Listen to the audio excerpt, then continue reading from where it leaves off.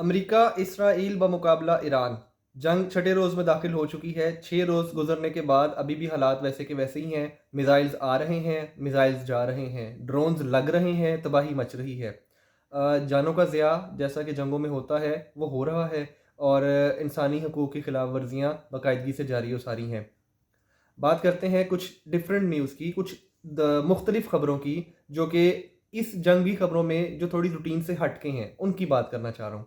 सबसे पहले तो जी, सदर ट्रंप जो हैं यूएस के प्रेसिडेंट, वो कहते हैं कि ख़ामनई की जगह पे अगर उनका बेटा मुज्तबा ख़ामनई को ईरान अपना नया लीडर मुकर्रर करना चाह रहा है, तो ये मुझे कबूल नहीं है। मैं नहीं चाहता कि ख़ामनई का बेटा दुबा आए और वो आके दोबारा वही पॉलिसियाँ जारी करे जो इसके वालिद ने जारी रखी थी। मैं ऐसा कभी भी नहीं होने दूँगा, बल्कि मुझे इसकी जो भी नया लीडर आप लोगों ने चूज़ करना है ईरान ने, उसकी सिलेक्शन के अंदर मुझे शामिल किया जाए। मैं बताऊँगा कि कौन-सा लीडर है जो कि ईरान को लीड करेगा। तो कितनी अच्छी एक इंटरेस्टिंग सी बात है कि एक इंडिपेंडेंट, एक खुद मुख्तार, एक आज़ाद मुल्क हो और उसका जो लीडर है, उसका फ़ैसला यूएसए का प्रेसिडेंट करेगा। तो एक तो ये बड़ी अजीब-सी बात है। वैसे मैं अगर इसके ऊपर अपना कमेंट करूँ पर्सनल, तो वो ये है कि प्रेसिडेंट ऑफ अमेरिका ये पाकिस्तान नहीं है, ईरान की बात हो रही है।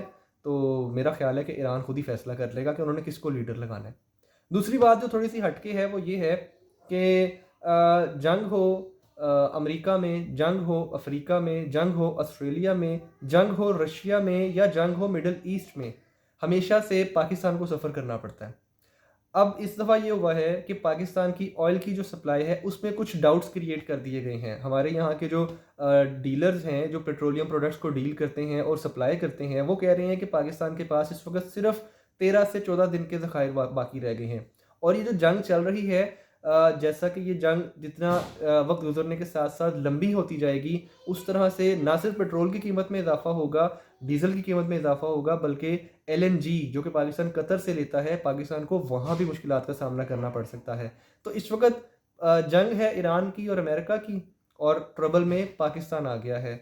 ऑल्दो कि पूरी दुनिया ट्रबल में आएगी इस जंग की वजह से, लेकिन सबसे ज़्यादा इफ़ेक्ट हमेशा की तरह पाकिस्तान और पाकिस्तान की आवाम को होगा, क्योंकि जब यहाँ पे पेट्रोल की प्राइसेस बढ़ती हैं तो इन्फ्लेशन की वो लहर आती है कि जो किसी के कंट्रोल में नहीं रहती, और उसके बाद जब एक प्राइस सेट हो जाती है तो फिर दोबारा चाहे वो ऑयल की सप्लाई बहाल हो जाए, ऑयल की कीमतें नीचे आ जाएँ, और उसके बावजूद यहाँ पे इन्फ्लेशनरी जो प्राइसेस हाई हो जाती हैं वो वापस नहीं आती। हम लोगों के साथ ही बैड लक है। तो ये हमारी कुछ थोड़ी-सी बैड लक चलती रहेगी और ये चल रही है, देखते हैं कितना अरसा चलती है। और इसके साथ एक और ख़बर जो आपको बतानी है वो ये है, इस वक़्त ड्रोन्स और मिसाइल की कीमतों का मुवाज़ना किया जा रहा है। ईरान के पास ड्रोन्स हैं जी, शाहिद नाम के। वो शाहिद ड्रोन्स बड़े शानदार हैं और उन्होंने बड़ी तबाही मचाई है और अमेरिका को बड़ा परेशान किया हुआ है इस वक़्त इन ड्रोन्स ने।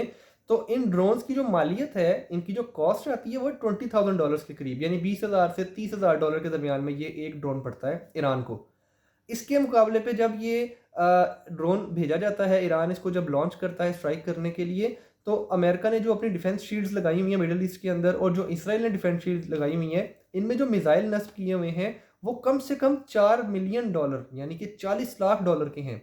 अब अगर एक ड्रोन को गिराने के लिए $40 लाख खर्च करने पड़ रहे हैं, यानी 20,000 के ड्रोन को गिराने के लिए आपको 40 लाख के मिसाइल का इस्तेमाल करना पड़ रहा है, और अगर आपको ईरान के इस तरह के कोई 100 ड्रोन्स गिराने पड़ जाते हैं तो आप तो बिलियंस में पहुंच गए, यानी कि आपको 100 ड्रोन गिराने के लिए $4 बिलियन खर्च करने पड़ेंगे, और अगर आपने 1000 ड्रोन गिरा दिए तो आपको $40 बिलियन खर्च करने पड़ेंगे। अब मैं आपको इस कैलकुलेशन का एक और मकसद बताता हूं कि जो अगली बात है वो ये है कि इस वक्त CNN और बाकी बैरूनी मीडिया के ज़राए के मुताबिक ईरान के पास तकरीबन 80,000 के करीब ये शाहिद ड्रोन्स मौजूद हैं।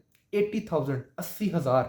और अगर फ़र्ज़ करें कि ईरान डेली बेसिस के ऊपर 500 ड्रोन्स भेजता है, मिसाल दे रहा हूँ, अगर डेली बेसिस के ऊपर ईरान 500 ड्रोन्स भेजता है और वो 500 के 500 या उनमें से 400 के करीब भी जो मिसाइल इस्तेमाल करके ये ड्रोन्स गिराए जाते हैं, तो 400 को 4 मिलियन यानी कि $40 लाख के साथ मल्टीप्लाई करें तो ये 160 बिलियन बन जाता है। यानी कि ईरान फाइनेंशियली कितना नुकसान पहुंचा रहा है अमेरिका को और इसराइल को। और ये जंग जो है ना, टेक्निकली और फाइनेंशियली हर लिहाज से बड़ी ही क्रिटिकल है, बड़ी ख़तरनाक है। ये सिर्फ उनके लिए ख़तरनाक नहीं है जो लड़ रहे हैं, ये उनके लिए भी ख़तरनाक है जो इसको देख रहे हैं और इसको रुकवाने के लिए कुछ नहीं कर रहे।